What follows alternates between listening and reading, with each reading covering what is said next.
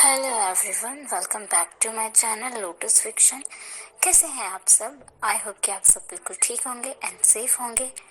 Guys, मेरी आप सभी से एक रिक्वेस्ट है, जिन लोगों ने मेरे चैनल को सब्सक्राइब नहीं किया है, आप में से वो सब्सक्राइब कर लें, और जिन्होंने पहले से ही सब्सक्राइब कर लिया है उन्हें थैंक यू सो मच। और आप लोग प्लीज़ अपने प्यारे प्यारे कमेंट्स करते रहिए ताकि मुझे पता चले कि आपको स्टोरी पसंद आ रही है।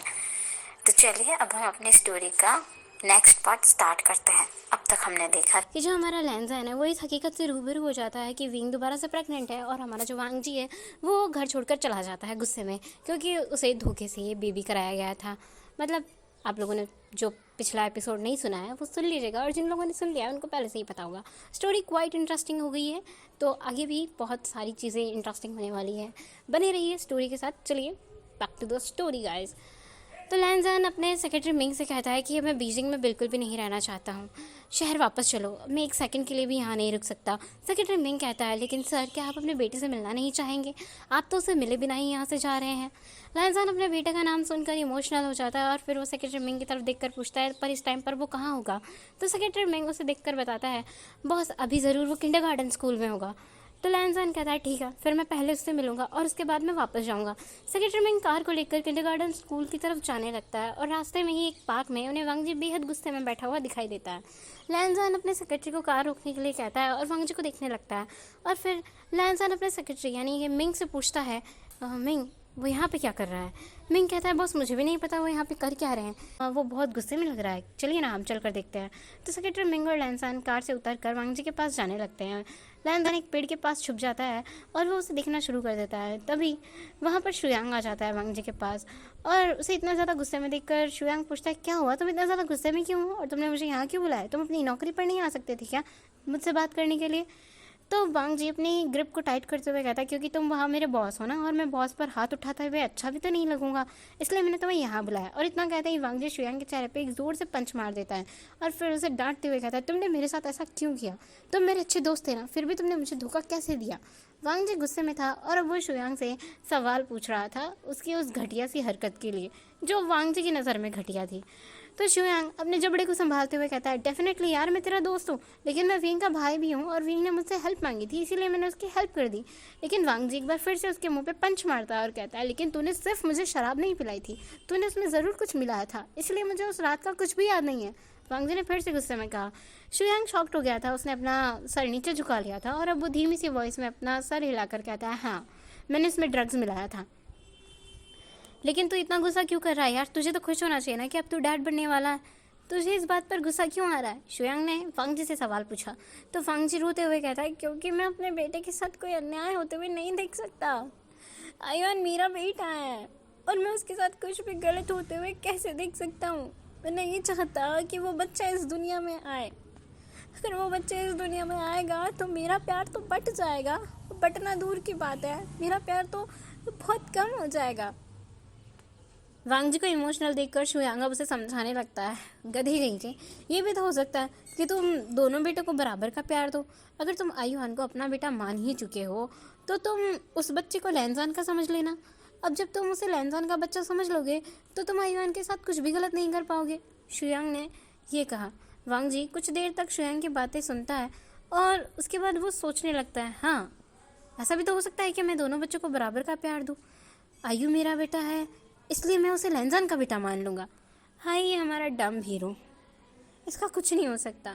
इसको सच में किसी ने इतना प्योर हार्ट बनाया है, मतलब राइटर की इमेजिनेशन ही नेक्स्ट लेवल है। एक इंसान को इतना प्योर हार्टेड दिखाया है, इतना जिसको जेलसी ही नहीं होती भाई। यहाँ पे कोई और होता ना तो जल बन के कोयला हो गया होता सच्ची में। इसके बाद शुयांग कहता है, यार तू भी कमाल है, क्या आपको अपने बच्चे और किसी और के बच्चे को नाम देने में जलन नहीं होती है क्या? लैनजान से तुझे जलन क्यों नहीं होती? शुयांग ने सवाल पूछा। तो वांग जी मुस्कुराते हुए जवाब देता है, यार पता नहीं क्यों शुयांग, लेकिन आज तक ना मुझे कभी भी लैनजान से जलन नहीं हुई है। जब भी विंग उसके बारे में बात करता है मुझे उससे सुनना अच्छा लगता है। तुम्हें पता है, अगर विंग मेरे लिए कुछ लाता है ना तो वो सेम चीज़ लैनजान के लिए भी लेकर आता है, जबकि वो ये जानता है कि वो लैनजान को ये चीज़ें कभी दे ही नहीं सकता, लेकिन वो फिर भी लाता है। तो वांग जी जो है यहाँ पर शुयांग को बता रहा होता है कि किस तरीके से विंग उसके और लैंजान के लिए सेम चीज़ें खरीदता है और उसकी चीज़ें वो बहुत ही सहेज कर रखता है, लेकिन फिर भी वांग जी को ये सब देखकर बिल्कुल भी जलन नहीं होती है। विंग आज भी उन सब चीज़ों को संभाल कर रखता है और वांग जी जब भी चाहे उन चीज़ों को देख सकता है। ये सब वांग जी एक स्माइल के साथ शुयांग को बता रहा था और अब शुयांग कहता है अच्छा ठीक है, तुम अपने इस गुस्से को शांत करो और अब तुम्हें काम पे आने की कोई ज़रूरत नहीं है, तुम घर जा सकते हो, नहीं तो मैं इस बार सच में तुम्हारा वेतन काट लूँगा।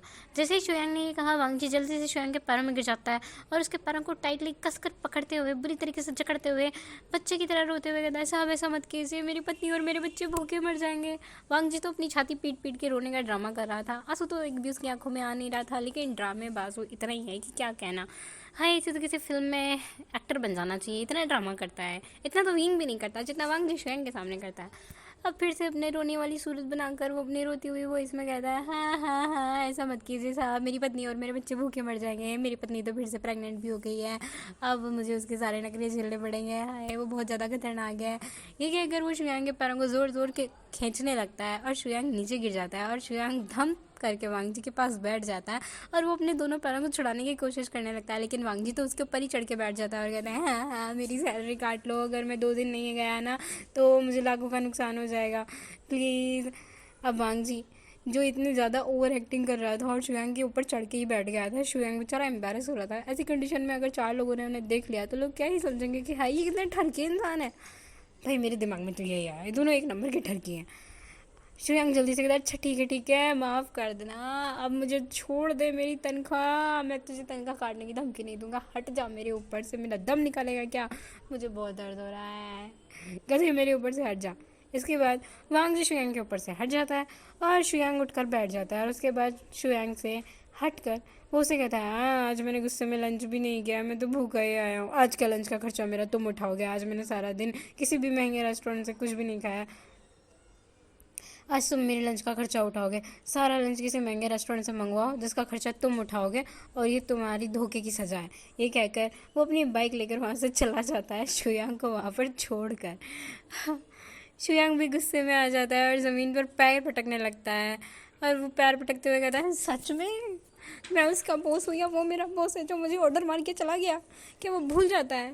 हाँ उसकी तरह मैं भी तो शादीशुदा हूँ और मुझे भी तो घर में से एक पैसे का हिसाब देना पड़ता है, हाय मेरी बीवी को 1-1 रुपए का हिसाब देना पड़ेगा। हाँ मैं क्या करूँ। वो भी मुंह फुलाते हुए वहाँ से पैर पटकते हुए जाने लगता है। शुयांग के जाने के बाद लैनजान और सेक्रेटरी मिंग वहाँ से बाहर निकलते हैं और लैनजान जो बेचारा बड़ी मुश्किल से अपनी हंसी रोक के पेड़ के पीछे छुपा हुआ था अब वो ज़ोर ज़ोर से हंसने लगता है और हंसते हंसते वहीं गार्डन में लोट पोट हो जाता है। सेक्रेटरी मिंग उसे ऐसा करते हुए देख कर पूछता है बॉस आप क्यों हंस रहे हैं। मिंग मिंग क्या इस दुनिया में वांग जी जितना अच्छा कोई हो सकता है, मैंने उसमें एक भी बुराई नहीं देखी, सिर्फ अच्छा ही है, इतना अच्छा इंसान कैसे पैदा हुआ। क्या इस दुनिया में कोई और ऐसा है जो किसी और के बच्चे को अपना और अपने बच्चे को किसी और का कह सकता है। वांग जी अपनी लैनजान अपनी हंसी नहीं रोक पा रहा था और मिंग वो अपने सर को खुजलाते हुए कहता है नहीं सर इस दुनिया में वांग जी सर के जैसा तो कोई भी और नहीं हो सकता, अभी तो गॉड ही जानता है कि आखिर वो बने किस मिट्टी के हैं। सेक्रेटरी मिंग ने कहा यहाँ पर आप जानते हैं क्या। सेक्रेटरी मिंग वांग जी से कह रहा था कि उन्हें मुझसे जलन नहीं होती है, उसे उसी तरह मुझे भी उससे कोई जलन नहीं हो रही है, मुझे उन्हें विंग के साथ देखकर गुस्सा भी नहीं आ रहा। सच कहूँ ना जैसे उससे मुझसे जलस नहीं होती है वैसे मुझे भी उससे जलस नहीं हो रही है।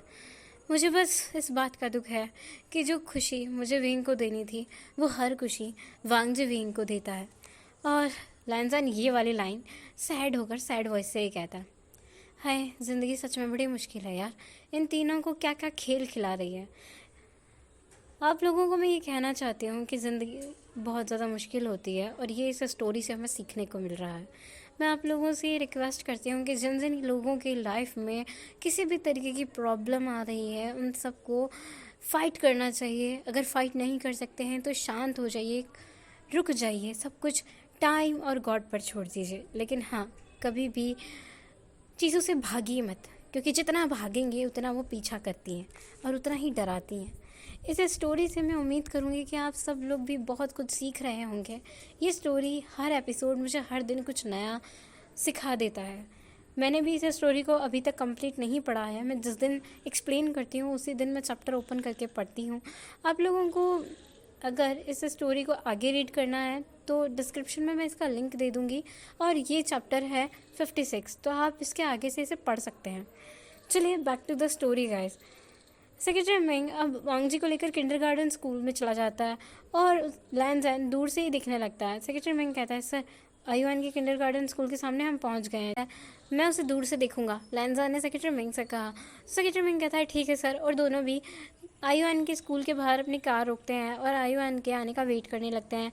लैनजान और सेक्रेटरी मिंग कार से उतर जाते हैं। तभी एक टीचर दरवाजे की तरफ आते हुए लैनजान को वांग जी समझकर उसे आवाज़ दे देता है, अरे वांग जी, तुम फिर से आयुआन को लेने आ गए। अगर विंग को पता चला ना तो वो तुम्हें बहुत ही डांटेगा। उसने साफ साफ मना कर दिया कि अगर तुम आयुआन को स्कूल में लेने आओ तो हम तुम्हें उसे ले जाने ना दें। और वैसे भी आज तो ये 3 पीस सूट, हाय हाय, तुम पे तो बड़ा ही सूट कर रहा है, बड़े हैंडसम लग रहे हो। टीचर ने तो लैनजैन की तारीफ़ ही कर दी थी वांग से समझकर। मिस, अरे हाँ, तुम फिर से मेरे डैड के साथ फ्लर्ट कर रही हो क्या? अगर मेरी मदर को पता चल गया ना तो वो आप दोनों को बहुत ही अच्छी सी सज़ा देंगी, आयुआन ने पीछे से आवाज़ देते हुए कहा। टीचर बेचारा डर गया था। डर के मारे वो कहता है, अरे नहीं नहीं बेटा, मैं तो तुम्हारे डैड की तारीफ़ कर रहा था, बस तुम्हारे डैड तुम्हें यहाँ से लेने के लिए आए हैं, लेकिन तुम्हें स्कूल बंद होने से पहले वापस आना होगा, वरना तुम्हारी मदर तुम्हें लेने आएगी और अगर तुम उनसे नहीं मिले तो वो तुम्हारी और तुम्हारे डैड की बहुत ही जम के पिटाई करेगी। टीचर ने भी बढ़िया धुआंधार जवाब देते हुए स्माइल के साथ आयुआन से कह दिया और वहाँ से चला गया। हाय मिर्ची। आयुआन अपने सामने महंगी सी कार देखकर हैरान हो जाता है और फिर कहता है, डैड डैड, ये क्या है? आप इस कार से यहाँ आए? हाँ, ये कार तो बहुत बढ़िया है। क्या आप इस कार को कहीं पहुँचाने जा रहे थे और ये कपड़े फिर से आपने पहन लिए? तभी सेक्रेटरी मिंग बीच में बोलता है, नहीं, ये कार मेरी है, तुम्हारे पापा ने मेरी कार रिपेयर की है ना, तो मैं तुम्हारे पापा को लॉन्ग ड्राइव पर लेकर जा रहा था। तुम्हारे पापा ने मुझसे कहा कि वो तुम्हें भी ले जाएंगे, इसलिए मैं तुम दोनों को लेने के लिए यहाँ आ गया। आयुआन खुश हो जाता है और खुश होकर बोलता है, हाँ डैड, सच्ची में हम इस कार में घूमने चलेंगे, बहुत मज़ा आएगा, चलो ना चलते हैं। लैनजैन का हाथ पकड़ लेता है आयुआन और कार में बैठने लग जाता है। लैनजैन भी ये देखकर खुश हो जाता है। आए हाय, अपनी शक्ल का फ़ायदा उठाने का अच्छा खासा मौका मिल गया है उसे। अपने बेटी से डैड भी सुनने को मिल रहा है और उसके साथ मस्ती करने को भी मिल रहा है। लैनजैन जल्दी से आयुआन को अपनी गोदी में बिठा लेता है और फिर सेक्रेटरी मिंग को इशारा करता है कि गाड़ी को आगे बढ़ा दो। आयुआन कार में बैठकर बहुत ज़्यादा खुश हो रहा होता है। उसने इतनी महंगी कार पहली बार देखी होती है, इतनी हाईटेक कार। उसे हर जगह से छू छू कर वो देखने की कोशिश कर रहा था। तो लैनजान उससे पूछता है, ये क्या है? आयुआन हर चीज़ को छू रहा था और वह लैनजान से पूछ रहा था, डैड ये क्या है, ये क्या है, इसका कैसे इस्तेमाल करते हैं? बहुत सारे सवाल आयुआन ने लैनजान से पूछना शुरू कर दिए थे और लैनजान को सवाल पूछ पूछ करके परेशान कर रहा था। लेकिन लैनजान तो बड़ा ही खुश हो रहा था, उसे तो बड़े ही मज़े आ रहे थे। कम से कम आज उसका बेटा उसकी गोद में बैठा है और उसे इस तरीके से बातें कर रहा है। अब कुछ देर तक गाड़ी चलाने के बाद लैनजान आयुआन से पूछता है, आयु, तुम क्या खाना चाहते हो? तुम्हें क्या खाना पसंद है? आयुआन कहता है, मुझे मसालेदार नूडल्स, चिकन फ्राई और तरह तरह के फ्लेवर वाली आइसक्रीम खाना पसंद है। क्या डैड, आप ये सब बातें क्यों पूछ रहे हो? आपको तो पता है ना कि मुझे क्या खाना पसंद है, तो आज आप मुझसे ऐसे सवाल क्यों पूछ रहे हो कि मुझे क्या खाना पसंद है? आयुआन ने कहा। हाय हाय, बड़ा तेज़ दिमाग बच्चा। आयुआन की बातें सुनकर लैनजान घबरा जाता है। उसे समझ नहीं आता कि वो आयुआन के सवालों का जवाब कैसे दे। तभी सेक्रेटरी मिंग को वो टोकते हुए कहता है, क्योंकि तुम हमेशा ये चीज़ें खाते रहते हो ना, तो तुम्हारे डैड ने सोचा कि कौन कौन सी चीज़ें आज तुम खाओगे, तो इसलिए वो तुमसे पूछ रहे हैं। क्यों, मैं सही कह रहा हूँ ना वांग जी? सेक्रेटरी मिंग ने कहा। लैनजान फिर स्माइल करके सच्ची सेक्रेटरी मिंग की तरफ देखता है और स्माइल करके कहता है, हाँ हाँ सर, बिल्कुल आप सही कह रहे हैं।